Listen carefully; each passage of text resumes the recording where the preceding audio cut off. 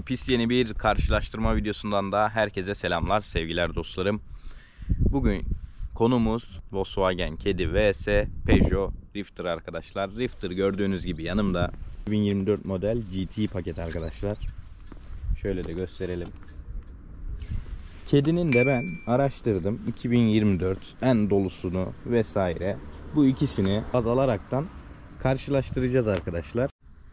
Şimdi PSA grubuna baktığımız zaman Peugeot sınıfına Peugeot'un daha çok böyle şöyle önden de gösterirsek SUV edasında olduğunu görebiliyorsunuz dostlarım. Zaten lastiklerimizde de şöyle gösterelim. Evet, burada SUV gösteriyor. Daha böyle SUV tarzı bir araçken Caddy daha çok böyle bir binek aracı andırıyor, özellikle ön kısımdan. Bu tamamen zevkinize kalmış. Hani tasarım hakkında çok fazla konuşmayacağım. Zaten bildiğiniz şeyler. Peugeot'un bu devasa cüssesi vesaire, işte daha çok böyle sanki arkadan da baktığınızda şu çamurluklara vesaire arazi aracı tarzı gibi duran görünümü. Caddy'nin ise biraz daha böyle binek tarzı bir görünüm var. Bu size kalmış. Ben daha çok böyle birbirlerine göre eksi ve artılarından bahsedeceğim. Sizlere tercihi bırakacağım. Öncelikle motor çeşitlerinden bahsedelim. Evet, şöyle kaputu açtık. Ciğer de ortaya çıktı. Bu şekil içe doğru gömmeli arkadaşlar. Sebebi ise dediğimiz gibi SUV edasında bir yükselti verildiği için araca içeri doğru motor biraz daha giriyor. Caddy'de daha düz duruyor. Sebebi ise dediğim gibi binek araç gibi biraz daha yere yakın olması. Burada 1.5 Blue HD 130 beygir 8 ileri 300 Nm torka sahip bir Peugeot Rifter var arkadaşlar. Caddy'de ise 2.0 TDI 122 beygir 320 Nm torka sahip bir araç var. Burada da yine seçenek size kalmış. İkisi de birbirlerine performans olarak çok yakın. Hani aralarında performans olarak aman aman bir fark olduğunu söyleyemeyiz. Ama Caddy bir tık daha üstün diyebiliriz bu konuda. Evet, PSA grubunun bu 5 ortağın en çok dillendirdiği, Caddy'yi böyle kötülediği özelliğe geldik. Arka camların açılır olması. Caddy'lerde bildiğiniz gibi şöyle kelebek sistemi var. Buradan böyle açıyorsunuz. Çok ufak açılıyor. Gerçekten bu bir eksi yani. Şöyle bastığınız zaman otomatik açıp 4 camın otomatik olması böyle güzel bir şey. Caddy'nin bir eksiği diyebiliriz bu. Şöyle genişlik konusuna değinecek olursak arkadaşlar, baş mesafesi olarak Caddy'ye göre daha yüksek burası. Şu ortada oturan hariç ama bu saklama alanı vesaire buradan dolayı ortada oturan kişinin daha dar oluyor oturma alanı. Fakat bunu da şöyle yapmışlar. Peugeot'da şaft tüneli yok arkadaşlar.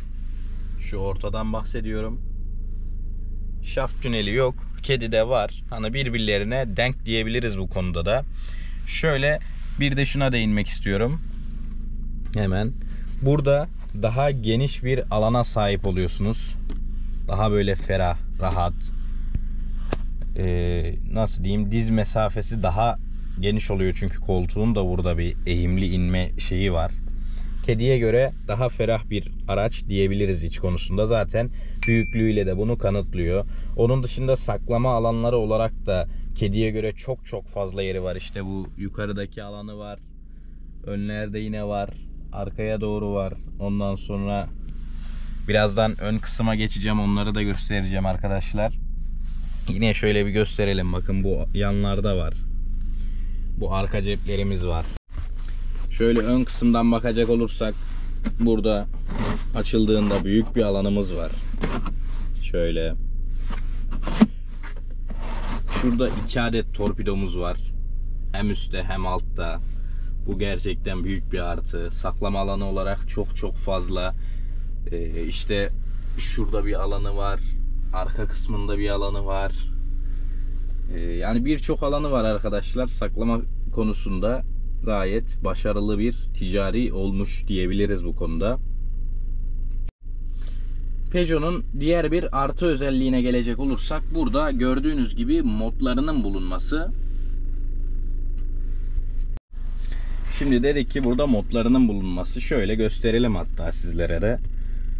Bakın, normal, eko, kum, çamur, kar gibi modlarımız var.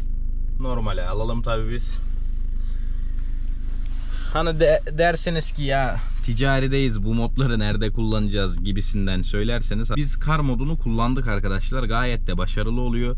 Ne işe yarıyor derseniz, atıyorum sağ teker boşta dönüyor, sol teker güç almaya devam ediyor. Yani hala oturuyor, boşta değil sol teker.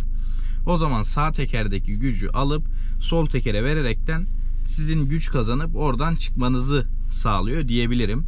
Çok bir fayda ediyor mu? Yani ufak tefek faydaları oluyor. Olmuyor değil. Fakat öyle ahım şahım da hani her yeri çıkar gibisinden bir konu söz konusu değil arkadaşlar. Bunu bilin. İşte sonrasında bu kol dayama vesaire, sağlı sollu iki yolcuya da olması, şöyle gösterelim. Hani bu da bir artı kediye göre, yani arabanın içinde daha bir rahat hissediyorsunuz yüksekte. Tabi bu kişiden kişiye göre de değişir.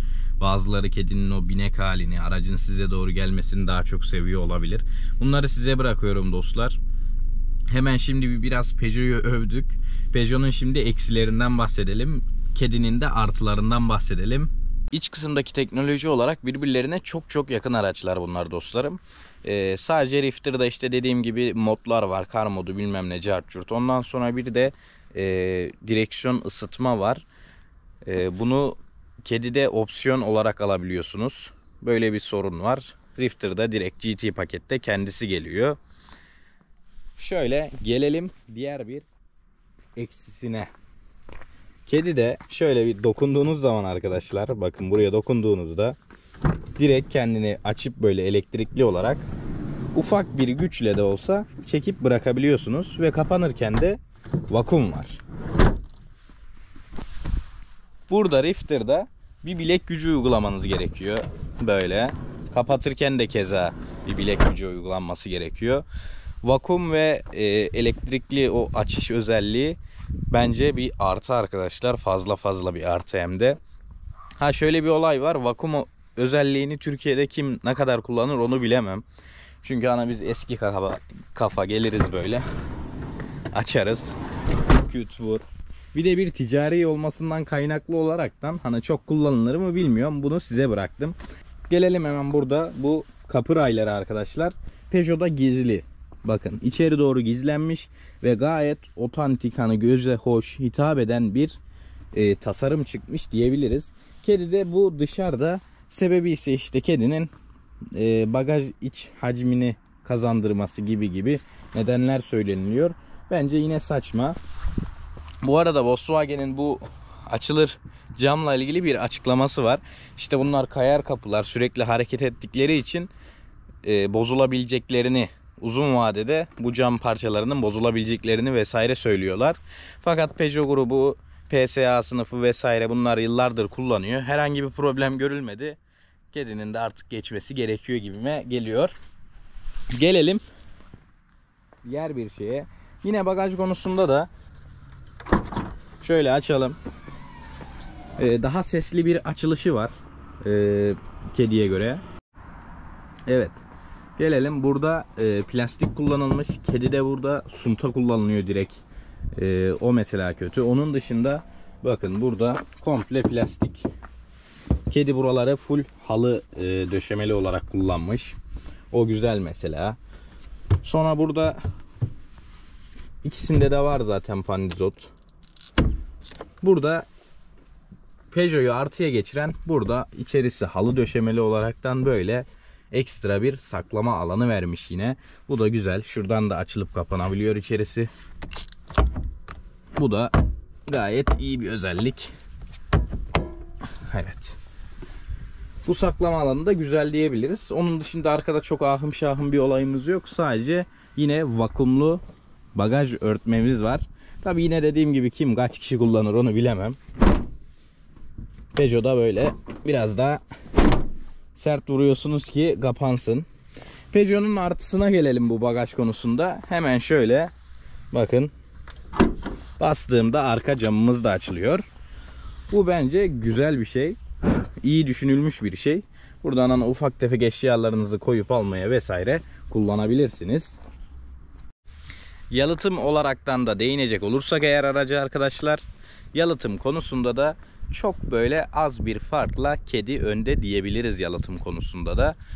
İşte motor sesi vermesi, rüzgar sesi vermesi, yol sesi alması gibisinden konuları baz alaraktan söylüyorum. Kedi bir tık daha bu konuda üstün böyle, ama o kadar fark edilecek bir durum değil bu. Onu söylemeliyim. Onun dışında tamamen tercih size kalmış. Dediğim gibi birbirlerine çok çok yakın araçlar. Hem teknolojik olarak hem yalıtım olarak, her konuda yani. Sadece burada SUV tarzı bir ticari varken karşı tarafta rakibi olan Kedi'de daha çok böyle binek araçlı bir ticari havası var. Tamamen tercih size kalmış. İşte bunda saklama alanları çok. Onda vakumlu kapılar vesaire bilmem neler var. Tamamen sizin tercihinize kalmış. Video bu kadardı dostlarım. Umarım sizlere faydalı olmuştur. Çok kısa bir şekilde anlatmaya çalıştım sizlere aralarındaki farkları. Sizce hangisi tercih edilmeli?